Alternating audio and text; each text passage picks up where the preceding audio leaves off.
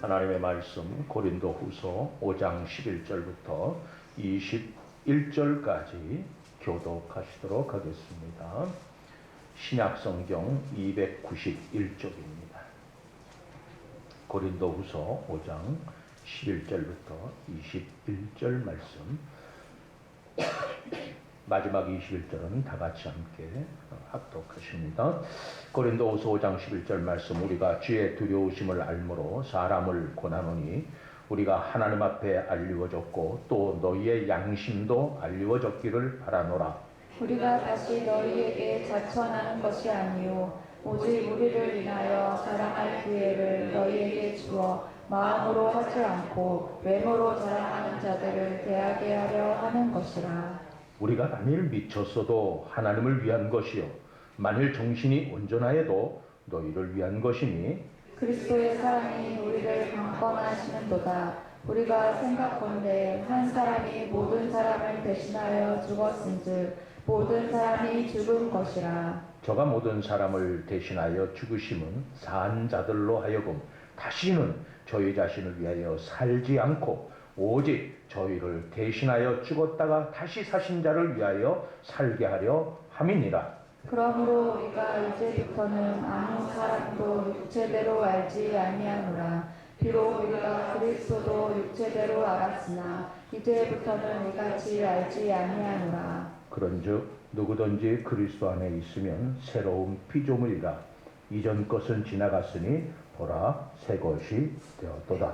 모든 것이 하나님께로 났나니 저가 그리스도로 말미암아 우리를 자기와 화목하게 하시고 또 우리에게 화목하게 하는 직책을 주셨으니 이는 하나님께서 그리스도 안에 계시사 세상을 자기와 화목하게 하시며 저희의 죄를 저희에게 돌리지 아니하시고 화목하게 하는 말씀을 우리에게 부탁하셨느니라. 그러므로 우리가 그리스도를 대신하여 사신이 되어 하나님이 우리로 너희를 권면하시는 것 같이 그리스도를 대신하여 간구하노니 너희는 하나님과 화목하라. 다 같이 하나님이 죄를 알지도 못하신 자로 우리를 대신하여 죄를 삼으신 것은 우리로 하여금 저희 안에서 하나님의 의가 되게 하려 하심이니라.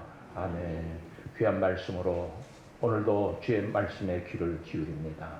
귀가 열려지게 하여 주시고 우리의 마음이 빈 마음이 되어서 주의 성령께서 임하실 때에 그 말씀에 아멘하게 하여 주시고 그 말씀의 뜻을 깨달아 이 땅에 사는 동안 하나님이 우리에게 주신 그 살리신 은혜를 기억나게 하여 하나님이여 이 땅에 사는 동안 하나님께서 내게 맡겨주신 사명을 감당하는 하나님의 거룩한 자녀로 살아갈 수 있도록 성령께서 친히 인도하여 주시옵소서.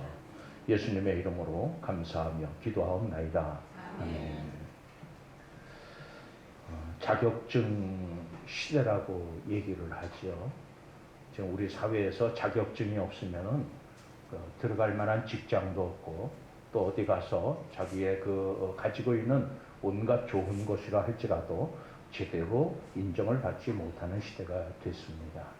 저도 국가에서 인정하는 자격증 3개나 갖고 있습니다. 하나도 없는데 저는 3개씩 갖고 있어요. 그래도 와 그러지 않는 거 보니까 여러분들은 저보다 더 많이 갖고 계신 것 같아요. 자, 어쨌든 자격증이 있어야지만 우리가 어떤 곳에 가서 그것에 맞는 일을 할 수가 있다는 겁니다. 그렇지 않으면은 결국은 다른 그냥 허들의 일을 할 수밖에 없다는 것이죠. 자, 왜 자격증이 필요합니까? 일을 해야 되니까. 일을 해야 되니까. 자, 그러면 그리스도인들에게 일하는 곳은 어디입니까? 그리스도인들이 일하는 곳이 어디입니까? 교회죠? 에? 그리스도인들이 일해야 될 곳이 어디예요? 어디요? 에? 에? 그리스도인들이 일해야 될 곳은 어디? 정우야? 에? 지금 여기. 답이 여러 개 나오는데 우리가 그리스도인들이 일할 수 있도록 하나님이 일터를 주신 것은 이 세상입니다. 이 세상이에요. 그래서 세계는 우리의 일터다. 이럴 때 아멘 하는 겁니다. 아멘은 아무 데나 딱 치는 게 아니라 이럴 때 아멘 하는 겁니다. 세계를 우리 손에 맡기셨어요. 그러면 세계가 우리의 일터가 되게 하기 위해서는 우리에게 뭔가 자격증을 주셨다는 겁니다. 세계 속에서 일할 수 있도록 자격증이 필요하다는 거예요. 세계는 언제나 열려져 있습니다. 아무나 와도 좋소하고 열려져 있어야 되는데 아무나 와도 좋다고 했지만은 아무나 와서 일하는 것이 아니라 자격증이 필요하다는 겁니다.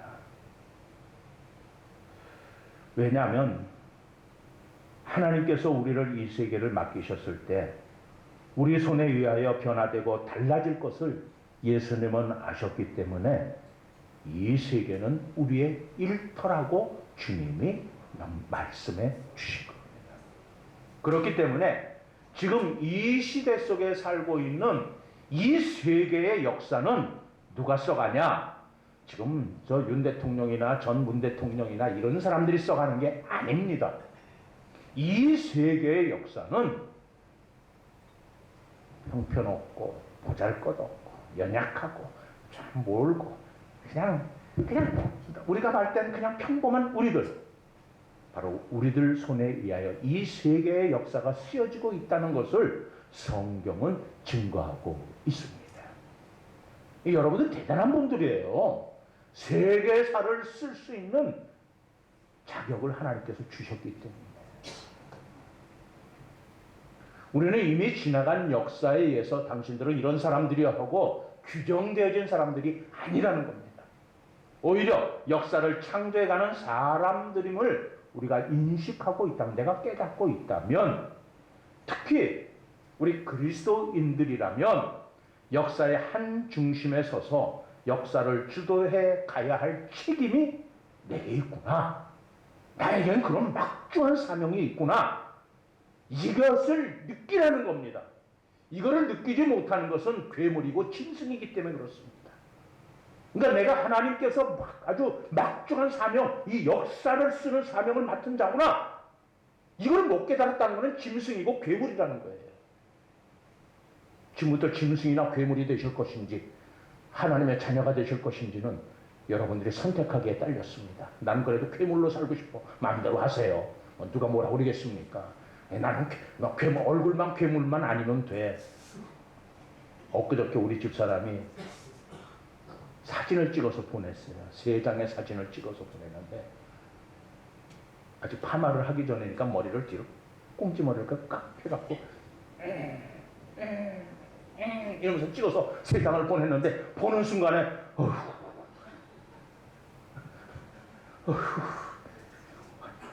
죄송합니다. 우리 권사님들 오해는 하지 마세요. 아니 이 핸드폰 속에 웬 할망구가 있는 거예요.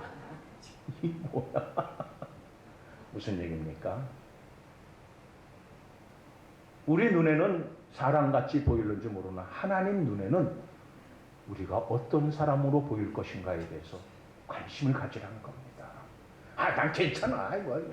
살 만큼 살았는데 살 만큼 살았더라도 어차피 만날 건 하나님 만나지 딴 사람 만나겠습니까? 하나님 앞에 갈 때 이 모습 이대로 우리 찬송을 부르는데 이 모습이 어떤 모습입니까? 괴물 모습 가지고 가실래요? 하나님이 인쳐주신 의인의 모습을 가지고 가실래요? 어떤 걸 원하십니까? 의인의 모습이죠. 누구나 다 바라고 원해요.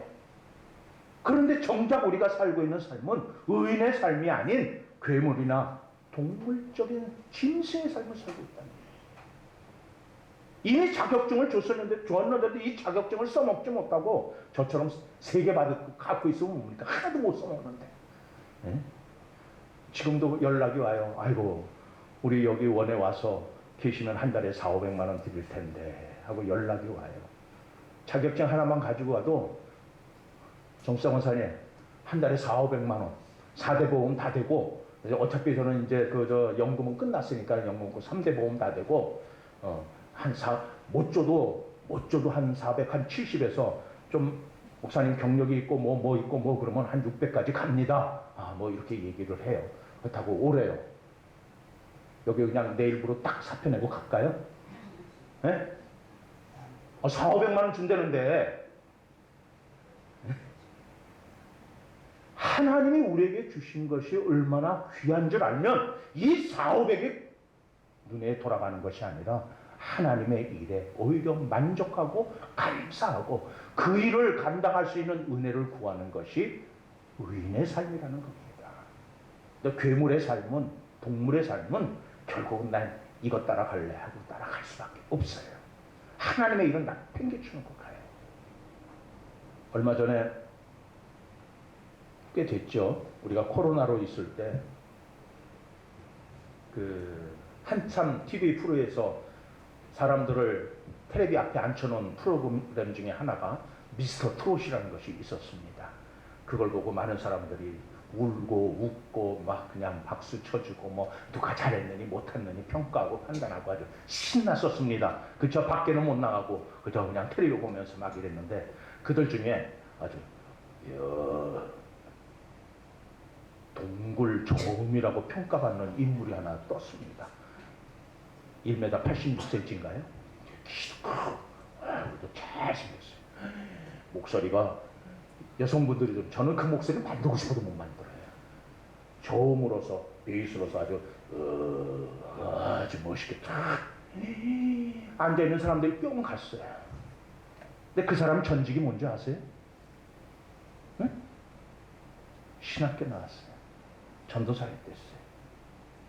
근데 다 팽개치고 트로트 가수가 되기 위해서 나온 겁니다. 결국은 등수 안에 들지 못했지만 인정은 받아서 지금도 가끔 TV에 나오는 것 같아. 여기저기 불려다니고 그래서 대중들 앞에 서서 하면서 이제 이런 거 하는 거 좋아하는데 어떤 것이 더 좋은 것인지는 여러분들이 판단할 것이겠지만 분명한 것은 우리는 하나님께서 죄인이었던 우리를 십자가 보혈의 공로로 건져내어 주시고 하나님의 자녀로 삼아 주시고 그래서 하나님의 일을 같이 할 수 있는 동역자로 세우시면서 우리에게 그 일을 할 수 있는 자격증을 우리에게 주신 그 은혜를 기억하고 깨닫는다면 어찌 우리가 하나님 앞에 감사 안 할 수가 있고 하나님의 일에 대해서 소홀히 할 수 있겠느냐 이 말입니다. 성경이 증거하는 그리스도인, 성경이 말씀하는 그리스도인이란 누구일까? 성경은 그리스도인은 그리스도께서 예수 그리스도께서 이 세상 속에 파견한 천국의 대사들이다.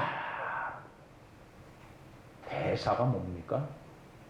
크고 작은 큰 사건입니까? 대사. 얼마 전에 중국에 있는 어떤 우리나라 와 있는 친구가 건방 시건방진 소리를 했어요. 야당 대표를 해놓고 뭐 했는데 거기에 대해서 우리나라가 빨끈하니까는 까분다고 한마디 또 탁 내뱉었어요. 그러니까는 외교부에서 들어와 불러갔어요. 누구를 불렀습니까? 중국의 대사를 불렀어요. 그 사람은 뭡니까?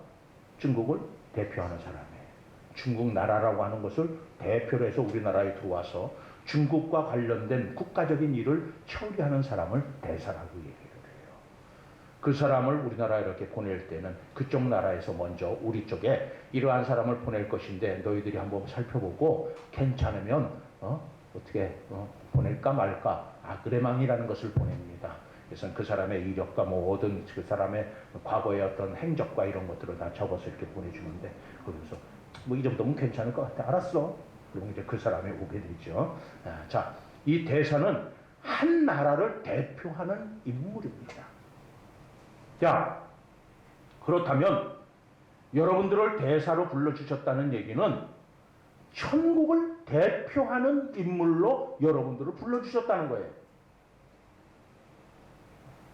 이 정도가 되면 감동해야 되는데 전혀 감동을 안 하는 거 보니까는 제가 말 실력이 없는 건지 아니면 여러분들은 이미 뭐 끝까지 거 갖고 그래 나는 대통령인데 그러시는 건지 난 참 이해를 못 하겠는데 여러분들은 천국을 대표하는 대사라고요.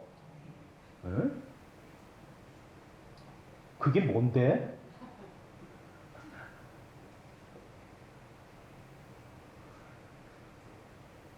성경은 우리를 하늘나라의 대사라고 지칭하고 있습니다.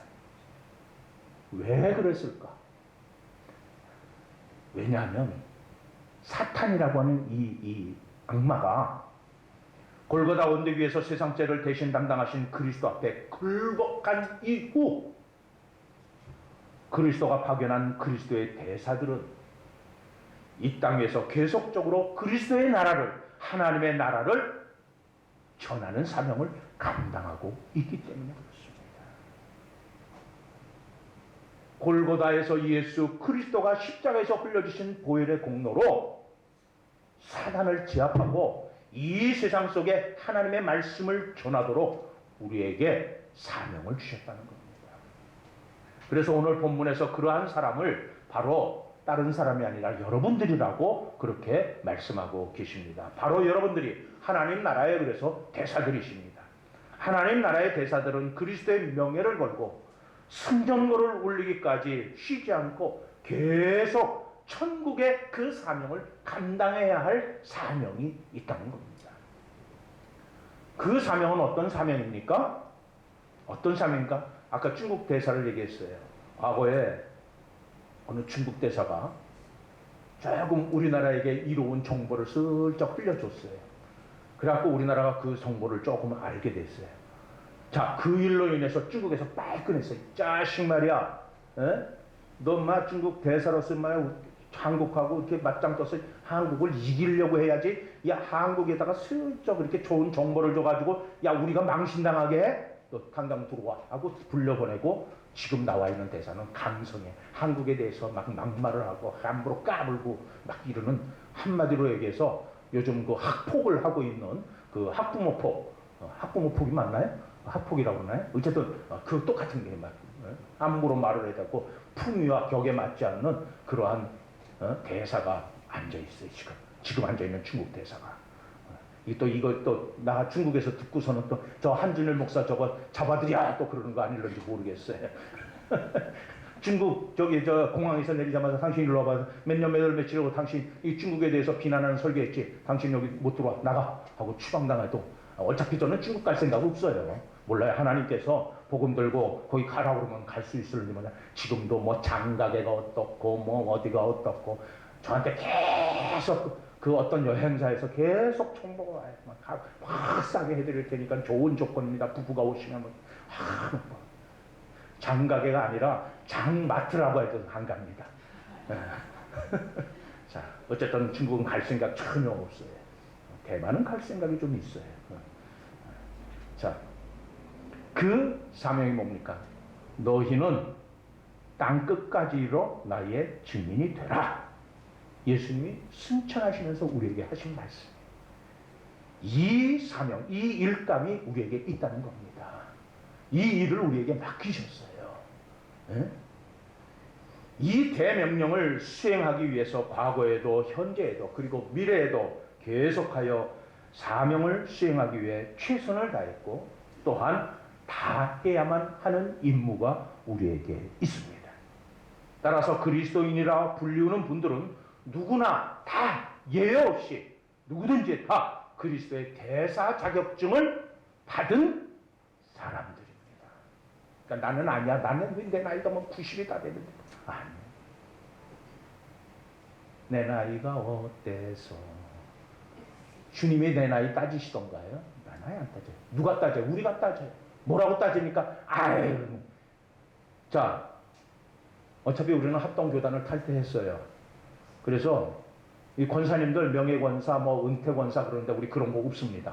여러분들 돌아가시는 날까지 권사 직분, 집사 직분 감당하셔야 돼요. 우리는 정년이 없어요.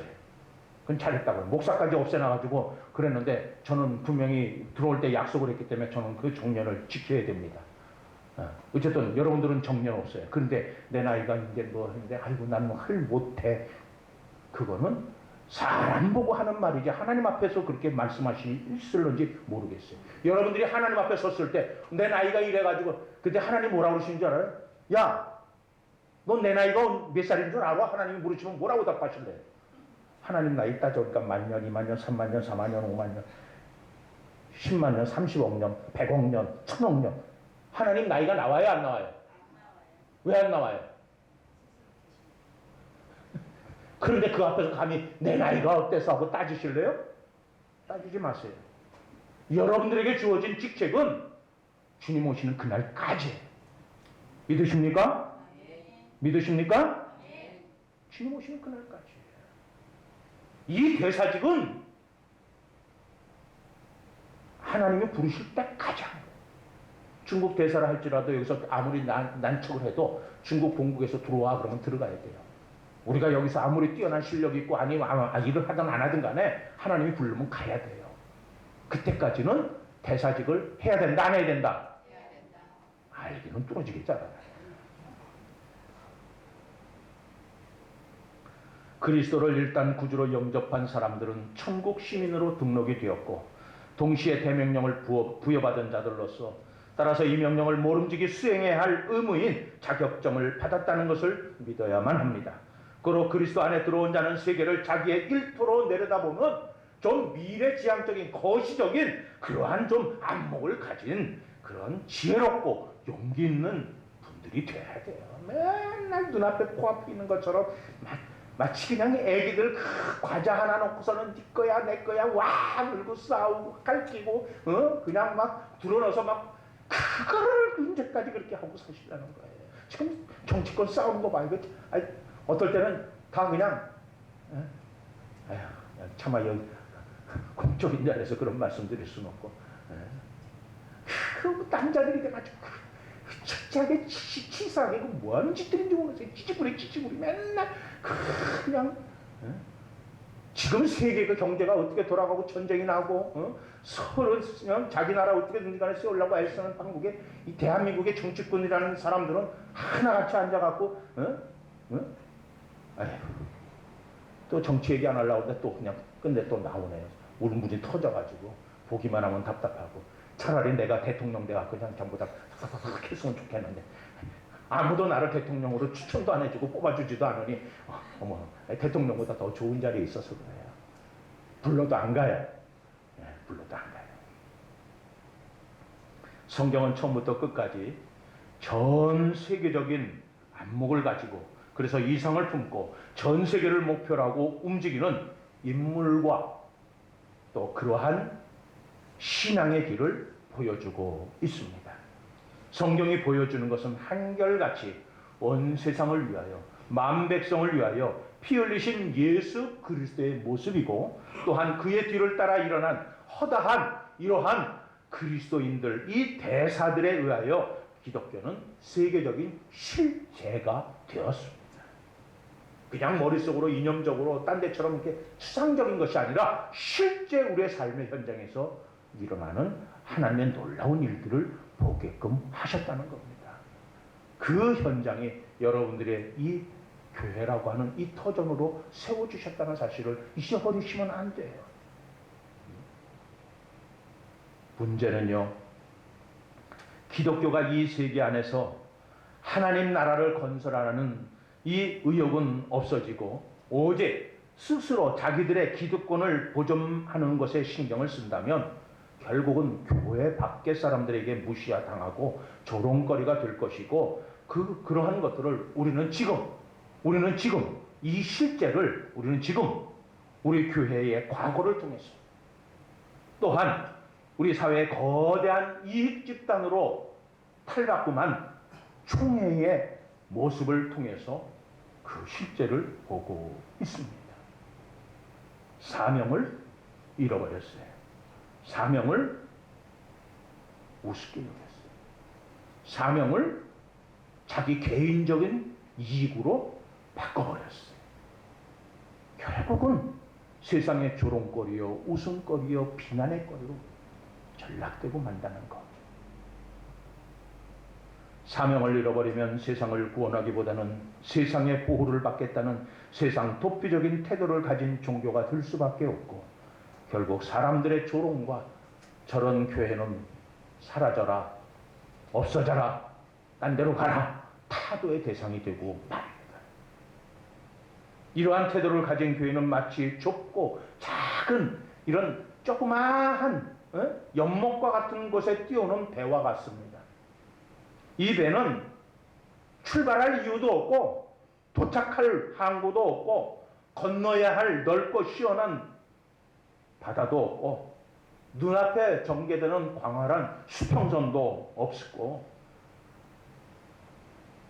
머리를 쓸 만한 일들이 그 배에서는 일어나지도 않고 단지 그 조그만 연못을 꽉 찬 이 배가 그저 어떻게 합니까? 그냥 둘레만 돌면 그냥 이리 가면 저리 가고 빙빙 돌 뿐이니 그 배에 탄 선원도 선객도 재미가 없습니다. 지루합니다. 그러니까는 야 이게 뭐야 하고 불평과 불만이 쌓이게 되고 그러니까는 야 우리를 나 여기다 불러들였어 싸움질만 하게 될 것입니다. 그러다가 그 배는 어느 순간 그 연못에 물이 빠지게 되면 그만 그 연못에 처박혀 버리는 비운을 당하고 맙니다. 교회가 가진 사명은요, 큰 바다 대해에 띄우려고 그리스도께서 친히 만들어 놓으신 배입니다. 이게 연흥교회예요.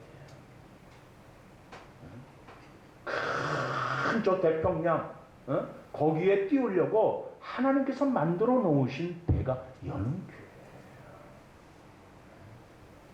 요 홍제천 옆에서 종이 배 띄우고서는 흘러간다고 박수치라고 만들어 놓은 교회가 아니라는 거예요. 이 배가 목적하는 항구는 그럼 뭘까요? 미국으로 갈까요? 소련으로 갈까요? 중국으로 갈까요? 그렇습니까? 아니요. 이 연흥이라고 하는 이 배가 가서 도달해야 되는 항구는 만백성들입니다. 대한민국만 아니라 아프리카 사람도 되고 저 동남아 사람도 되고 미국 사람도 되고 이스라엘 사람도 되고 북한 사람도 되고 어떤 사람이든지 간에 만백성이라고 하는 항구에 닻을 내리도록 하나님께서 설계하신 것이 이 연흥호입니다. 성객도 선원들도 그래서 이 배의 갑판 위에 올라서서 배가 출발한 우렁찬 고동소리를 들으면서 이 앞으로 펼쳐지는 큰 지평을 바라보면서 희망에 부풀어 그 하나님이 내게 주신 사명을 들고 가는 이 부푼 가슴이 있어야 돼요. 이 넓고 시원한 마음들, 세계 정복의 희망에 부풀어 있는 마음 속에는 그래서 불평과 불만이 생길 시간도 없어요. 마음도 없고 여유도 없어요. 어떻게 하면 이 일을 감당할까? 배가 출발하면서부터 수시로 변하는 상황 속에 날씨가 변하죠. 폭풍우가 오죠. 또 바람 한 점도 없어서 바가 움직이지도 못하죠. 이럴 때마다 붙잡고 바쁘게 어떻게든지 앞으로 나가야 될 것 때문에 싸울 일이 생길 수가 없어요. 그런데 할 일을 못하니까는 맨날 싸움질나고 네가 잘했느니 못했느니 누구 때문이야. 한때 우리나라 사회를 유명하게 만들었던 광고가 하나 있었죠. 차들이가 나와서 뭐라고 그랬습니까? 간 때문이야.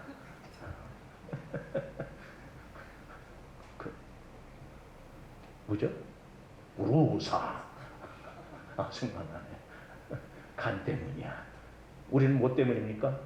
목사 때문이야. 장로 때문이야. 누구 때문이야. 누구 때문이야.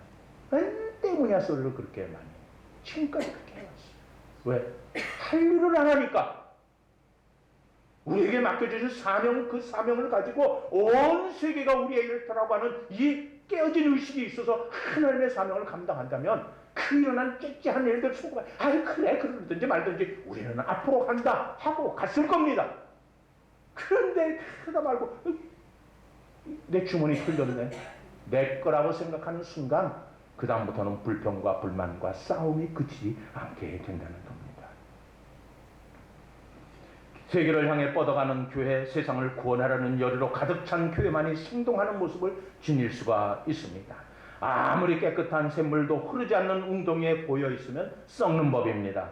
마찬가지로 위에서 아무리 깨끗하고 축복된 큰 복의 은혜의 담비 하나님의 은총이 우리에게 계속 부어진다 할지라도 그것을 흘려서 이웃에게로 나 외에 다른 이들에게 보내지 않는다면 하나님의 그 생수의 그 큰 은혜의 본질은 잃어버려서 결국 썩는 물이 될 수밖에 없다는 겁니다.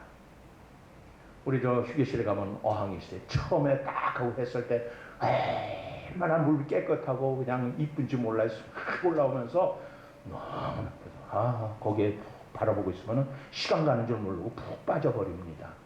그런데 시간이 지나면서부터 이상한 일이 생기기 시작해요. 뭔가 자꾸 뿌얘져요. 그래서 내 눈에 뭐가 꼈나 하고 아무리 봐도 그렇진 않아요. 보니까 뭐가 낍니까? 이끼가 끼기 시작합니다.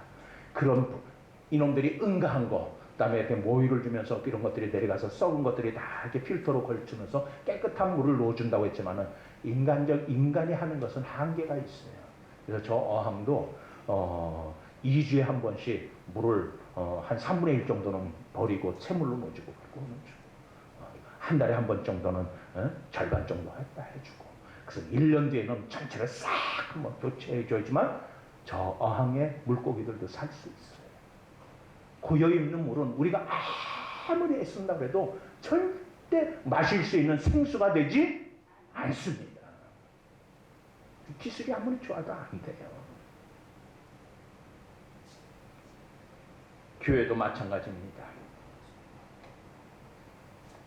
나만 믿으면 된다고,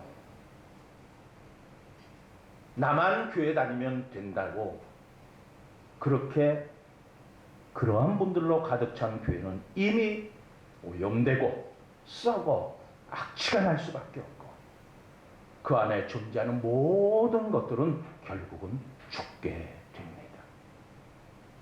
이처럼 세계를 바꿔보라고 은혜로 성령을 통해 베풀어 주신 의지를 가지고 받은 바 은총을 세계로 흘려보내는 열정을 갖지 못한다면 결국에는 나 스스로의 독선과 아집과 위선과 오만으로 바뀌어져 버린 나 자신을 발견하게 될 겁니다. 은혜를 하나님이 그렇게 값없이 세상 그 무엇과도 어떤 보아도 비교할 수 없고 바꿀 수 없고 살 수 없는 그 은혜를 우리는 썩는 것으로 바꿔버리는 귀재들입니다. 귀재들이에요. 기가 막히게 잘 바꿔요. 그런 뛰어난 능력을 가진 사람이 우리들입니다. 두 가지예요. 하나는 이 세계를 변화시킬 수 있는 능력의 대사 자격증을 가진 게 우리고, 또 하나는 그렇게 베풀어 주신 그 은혜를 썩어 모든 사람을 죽이는 자격증을 가진 사람이 또한 우리예요. 여러분들 어떤 걸 택하실래요?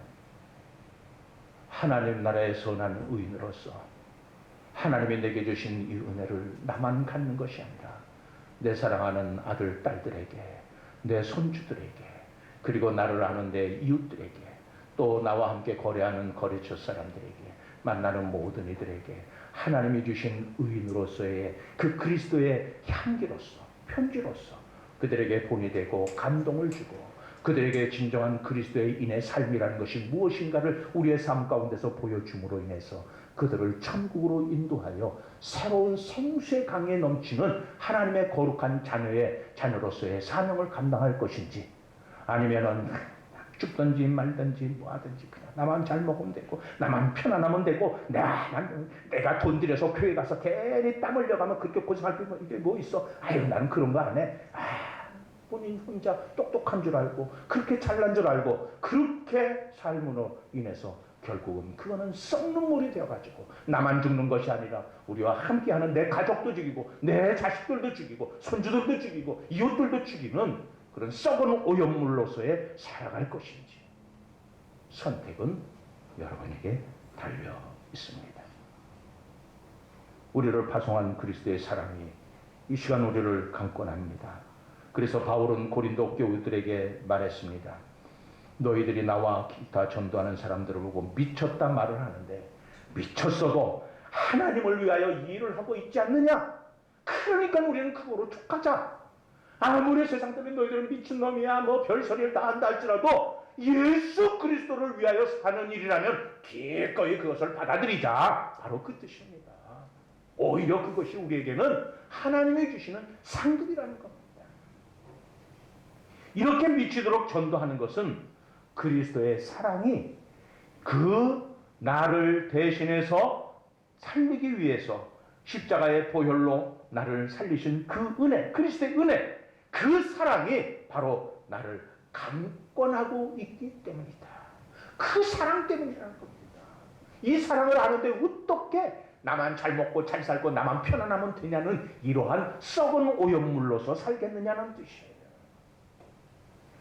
바울이 그리스도를 만난 후 자기라는 인간은 나라는 인간은 죄 때문에 이미 죽었다. 그런데 예수를 만나고 나니까는 예수님이 내 안에 살고 있다는 것을 고백한 거예요. 예수를 만나기 전까지는 그런 의미가 없었는데 이제는 그 나는 죽었고 내 안에 육신은 바울이라고 하는 육신을 살고 있었는지 모르나 나를 움직이는 것은 내 안에 살아계신 예수 그리스도시다. 내가 똑똑하고 잘났고 내가 이래서 저래서 이런 자기 생각, 자기 판단, 자기 의견을 갖고 사는 게 아니라 오직 그리스도의 성령의 인도함을 받고 있다. 그래서 자기는 이제부터 살아도 주를 위하여, 죽어도 주를 위하여 나는 존재한다. 이걸 확신한 겁니다.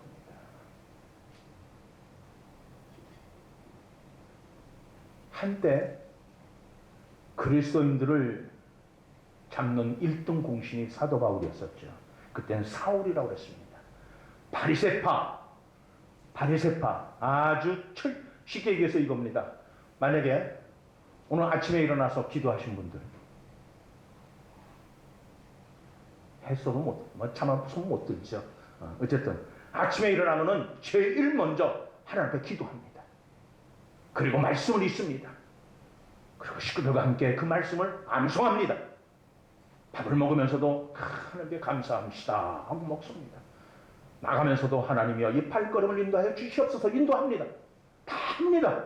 만나는 사람마다 하나님이 나와 함께 하시니 이 평안이 당신에게도 있기를 소망합니다. 축복합니다. 말합니다. 그렇게 살았어요. 바리새파인들이 그렇게 살았어요. 그런데 누구는 믿지 않았습니까? 예수님은 믿지 않았어요. 예수님을 믿지 않았어요. 예수님이 나를 위해서 십자가에 달 대신 내 죄값을 감당하시게 돌아가셨다는 사실에 대해서 인정하지 않았어요.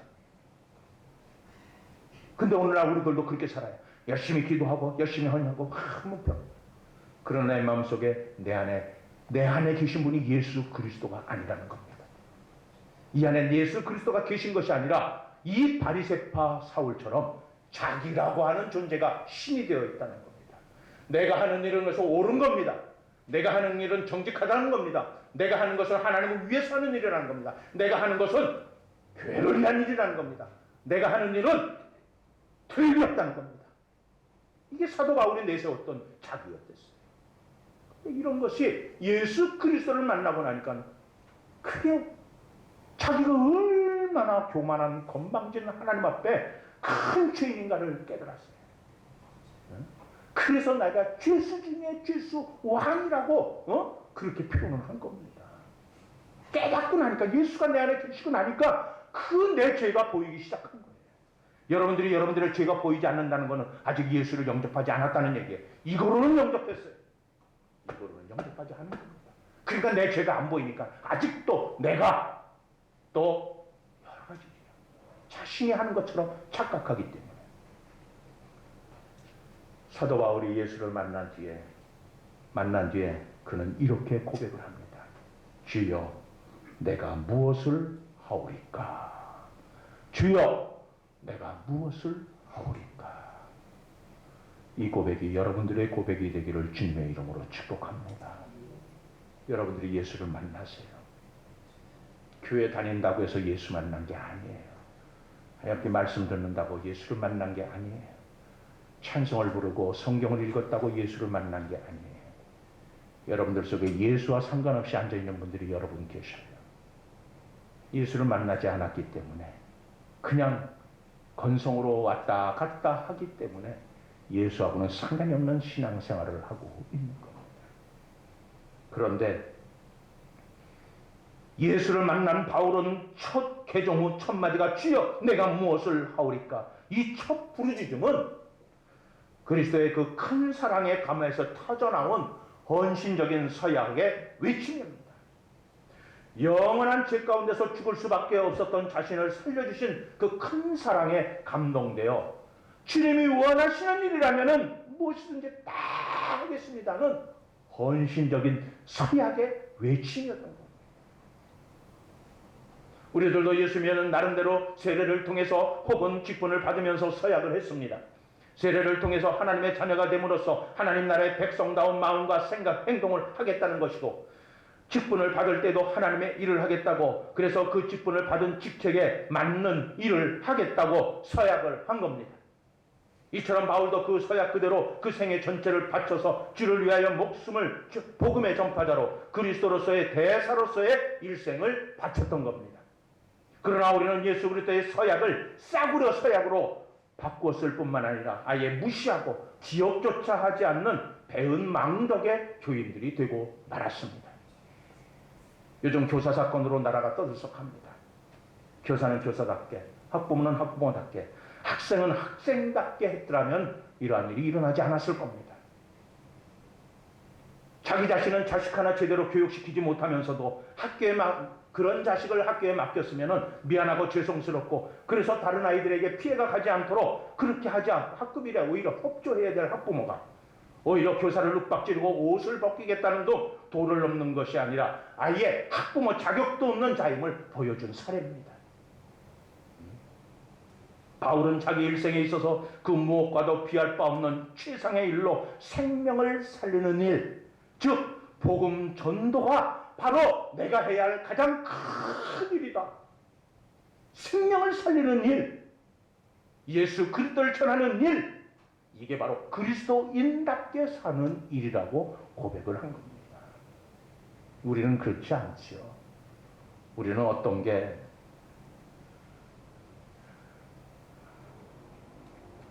우리 가족들 중에 한 분 그런 분이 있어요. 돈이 없으면 아예 나타나지도 않아요. 근데 돈이 있으면 나타나서 알았어, 지갑에 용돈 써. 어떨 때는 우리 애들에게 100만 원도 주고 막 50만 원도 주고 막 그래. 놀랬죠. 근데 단돈 5만 원, 10만 원도 줄 형편이 안 되면 아무리 귀하고 좋은 일이 있어도 안 나타나요. 축하해 줄 일이 있어도 안 나타나요. 왜? 가운데서 잡고 이렇게 탁 좀 줘야지만 어깨 힘도 주고 좀 이렇게 좀 그럴 텐데 그걸 못하니까. 사도 바울은 그 일을 예수 그리스도 복음을 전하는 일로 했죠. 예수 그리스도를 전하는 일이기 때문에 그것이 어느 것이든지, 그래서 그것이 죽음이든지 감옥이든지 자기를 비난하고 비판하는 자리든지 어느 자리든지 언제든지 나타나서 자신 있게 예수 그리스도를 전하는 사명을 감당한 겁니다. 여러분들도 그러한 축복의 주인공이 되기를 주님의 이름으로 축복합니다. 이 구원의 소식을 만백성에게 전하지 않고는 잠이 오지 않고 마음이 편치 않았던 것 같습니다. 그래서 세상의 구원을 위하여 그리스도의 남은 그 고난까지도 자기 몸에 채우겠다까지 말하면서 몸이 으스러지도록 온몸이 다 깨지는 순간까지도 사도 바울은 복음 전하는 사명을 감당함으로 그리스도의 대사로서 사명을 잘 감당한 모범적으로 우리에게 증인이 되어 주셨습니다. 이 구원의 소식을 우리는 예수 그리스도의 마음과 뜻에는 관심이 없고 오직 내 앞길만, 나만, 내 가정, 내 사업, 내 자식에만 관심 가질 뿐입니다. 바울이 그러한 생애는 실로 그의 뒤를 따라 수많은 그리스도인의 대사들이 우후죽순처럼 일어나서 구원의 복음을 들고 세계 각지 땅끝까지 다니며 영생의 복음을 전하게 됩니다. 그 결과로 예수 그리스도의 교회는 세상의 실제적인 교회로서 우리가 만나고 있습니다.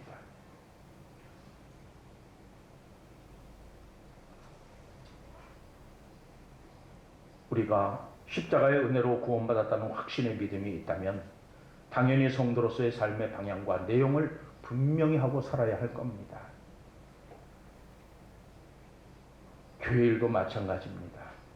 한 치 앞도 알 수 없는 일인데 믿음으로 하나가 되어 한 마음으로 한다면 주의 성령께서 그 위에 더하셔서 큰 기적을 베풀어 주실 터인데 그저 자신들의 좁은 소견이나 안목으로 판단하고 제동 걸고 자신들은 뒤에서 뒷짐지고 구경이나 하면서 협조를 안 하니 교회 꼴이 어떻게 되겠습니까? 이번에 오송인가요? 어디죠? 오송 지하차도 사건이 났어요. 그 사건의 진실이 지금씩 하나씩 둘씩 드러나고 있습니다.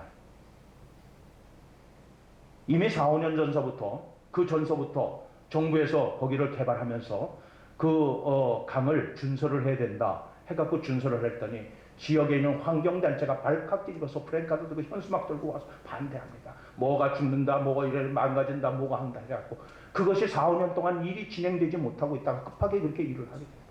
그것만 준설하고 그때 계획된 것이 제대로만 진행이 됐다면은 오송 지하차도에 그 물난리 같은 사건은 일어나지 않았는데 막상 일이 터지고 나니까 환경단체는 언제나 그런 듯이 꽁문을 열고 사라지고 나타나지도 않아요. 나타나지도 않아요. 그리고 오히려 역설적으로 비난을 하는데 앞장서고 있어요. 자신들이 그 일을 방해하고 못하게 4, 5년 전서부터 못하게 만들어놨음에도 불구하고 4대강 사건도 마찬가지입니다. 4대강을 완성을 해놓고 그 다음에 지천을 정비하도록 해놨는데 환경단체들이 들고 일어났어요. 4대강 방화강 정치꾼들의 인기영합주의자들인 정치꾼들에 의해서 4대강 낙강을 다 망쳤다 뭐했다. 지천들에 있는 지천 정비를 다 할 수 있도록 계획을 써놨는데 그렇게 반대하는 것에 시달리고 대통령 임기가 끝났고 다음 정권에 가서는 그것이 잘못되었다 그랬어요. 근데 이번 물난리 사건 이후 어떻게 다시 재평가되고 있죠. 지천들을 제대로 잘 관리를 해서 그 지천에서 흘러들어오는 오염물질들을 다 미리미리 다 제거한다면 녹조가 생기지 않을 건 미리 다 계획을 삼아놨는데 인기영합주의 정치꾼들에 의해서 자신들의 이익을 위한 시민단체들에 의해서 그리고 무지몽매한 백성들에 의해서 그 모든 것들이 다 미래를 볼 줄 모르는 민족은 망할 수밖에 없습니다. 지금 동성애가 아이들 교과서에 실린다고 합니다. 우리가 조심해야 되는 부분들인데 하나씩 둘씩 차근차근 사단의 계획은 진행되고 있는데 교회는 침묵하고 교회 교인들은 자기 교회 갖고 싸우고 싸움질 안 하고 하나님이 주신 대사의 사명을 잃어버리고 우리는 딴짓을 하고 있다는 겁니다.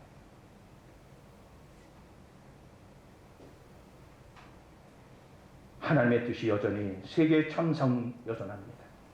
길 잃은 양에 대한 목자의 간절한 마음이 여전할진데 우리는 머뭇거리고 관심조차 없다면 그리스도에게서 무엇을 바라고 기대할 것이 있을까요?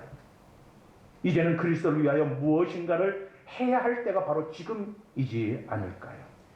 토인비 교수가 쓴 아주 유명한 역사학자죠. 토인비 교수가 쓴 역사의 한 연구 속에 시련의 선 문명이라고 하는 제목하에 그 분단이 있는데 거기에는 이슬람 문화와 서바나 문화를 검토하는 자리에서 고도화된 문명이 하급으로 파급될 때에는 개화파와 수급파가 처음으로 대립하게 된다. 그러다가 결국은 개화파가 즉 근대파가 승리하게 된다고 분석하고는 이 근대화라고 하는 이름으로 포장되었을 뿐 실상은 교회하고 대적할 수밖에 없다라고 평가를 했어요. 이미 오래전에 토인비라고 하는 이 역사학자가 그렇게 우리도 지금 진보라고 하는 이름으로 우리 사회에 파고드는 수많은 그러한 일들의 일상을 보게 됩니다. 개화, 즉 근대화란 인간 정신 속에 물질적인 부흥, 대중적인 문화를 형성시키는데 공헌하는 일조를 담당하고 있습니다. 그래서 인간의 창조적인 힘은 점점 약화되고 물질의 풍요와 매스컴, 즉 대중매체에 의하여 인간들의 눈을 현혹하는 유행의 꼭두각시가 되어버린다라고 하는 것이 많은 역사학자들의 판단입니다. 동성애, 합법하기 위한 시동이 진보파에 의해서 거리로 나가 계속 화제거리를 만들었죠. 그리고 시청 광장에서 그 축제를 열도록 지난 자살해 죽은 진보 서울시장에 의해서 축제장으로 변했습니다. 얼빠진 부모들이 어린아이들을 다 데리고 나와서 거기 와서 남자 여자 성기를 가지고 만든 과자를 먹게 만들고 그것을 들고 거리를 행진하면서 박수치고 했어요. 거기에는 기독교인들도 포함되어 있다는 사실이에요.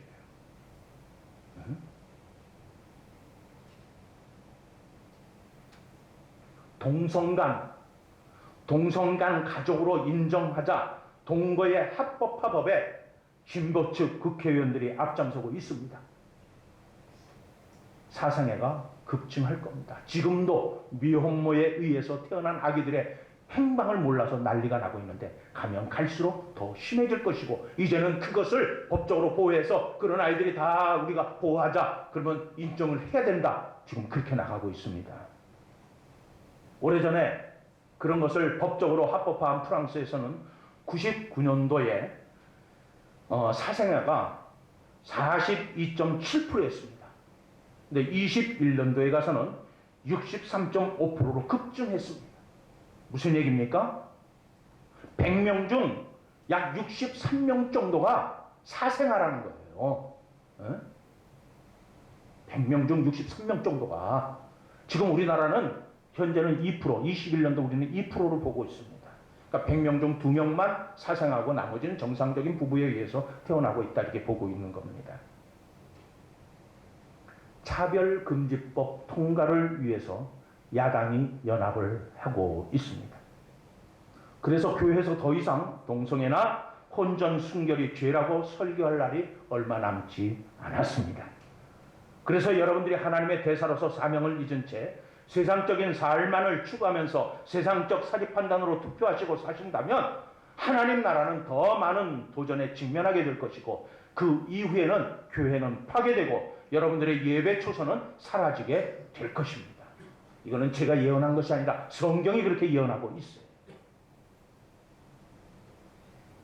이런 시대에는 하나님의 말씀을 가지고 사는 사람들은 바보들입니다. 그리고 그런 사람들이 설 자리가 없어집니다. 오로지 인간애와 사람이 먼저다라고 하는 대합창의 코러스만이 울려 퍼질 겁니다. 그리고 그것을 거역할 때는 사회의 고아가 되거나 퇴물로 왕따를 당하게 될 것입니다. 전에는 비록 다 떨어진 핫바지에 먹을 것이 없어서 정말 배를 골마가면서 물로 배를 채우던 그런 시절에 그저 신발 제대로 신을 것이 없어서 다 떨어진 군인들이 버린 그 군화를 신고 다닐지언정 거기에 진정한 인생을 고뇌하고 하나님 앞에 엎드려 기도하며 그리고 이 나라 이 땅에 통일이 되어서 하나님의 나라가 임하게 해달라고 새벽마다 강단에 엎드려 기도했던 우리의 신앙의 선배들이 계셨습니다. 거기에 영혼의 기쁨이 있었고 그분들은 주님의 말씀을 들으며 주님 앞에 찬양을 하며 환희에 찬 기쁨의 신앙생활이 있었습니다. 볼품없는 광목에다가 그저 먹물 들여갖고 시커멓게 만들거나 아니면 그냥 광목 그 치마 그냥 대충 손바늘질 한 그거를 입고 다니면서도 그 안에서는 가족들과 함께 지낼 수 있다는 것만으로도 감사했고 그렇게 아기를 들쳐업고 교회에 와서 엎드려 눈물로 기도하면서 이 하나님의 땅이 하나님의 나라가 될 수 있게 해달라고 울부짖으며 기도했던 기도의 흔적들이 자리들이 아직 남아 있습니다. 언제까지 우리가 외면하고 언제까지 우리가 하나님께서 맡겨주신 사명에 대해서 관심도 없고 이제 나만 편안하면 되고 나만 잘 먹으면 잘 된다 하는 그 생각 속에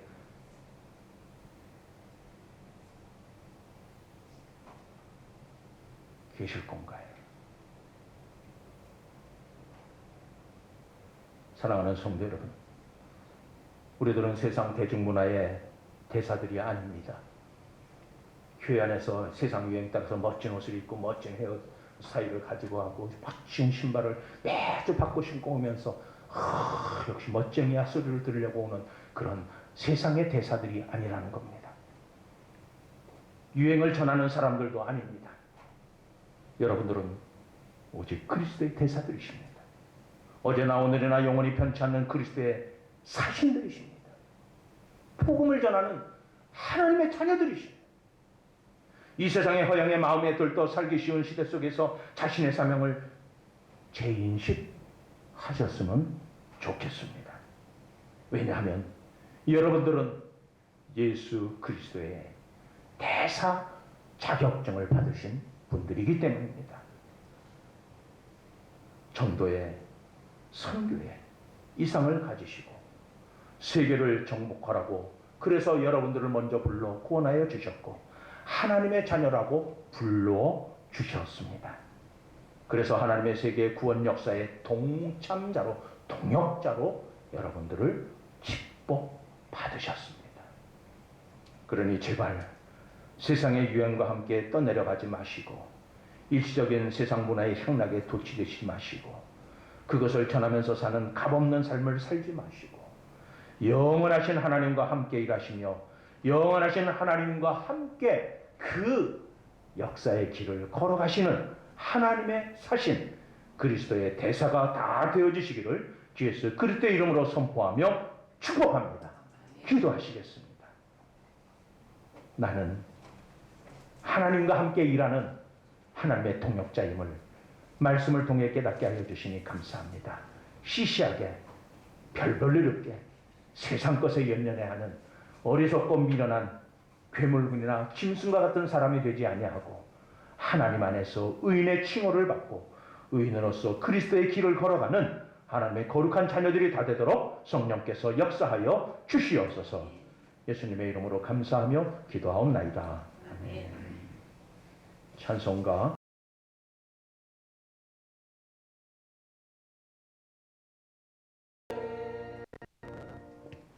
지금은 우리 주 예수 그리스도나 극진하신 아버지 하나님의 사랑하심과 성령님의 교통하심 주께서 우리를 불러주시사 죄인에서 의인으로 변화시켜 주시며 하나님의 새로운 자녀로 받아주시고 그래서 우리에게 그리스도의 대사라고 하는 자격증을 주심으로 온 세상 다니면서 그리스도의 복음을 전하는 사명을 깨닫고 그 사명을 감당키를 소망하는 성도들 머리 위에 연흥교회 위에 그리고 저들의 가정과 직장과 사업과 학업과 저들의 주님의 이름으로 준비하는 모든 계획들과 일들 위에 지금부터 영원토록 함께 있을지어다. 아멘.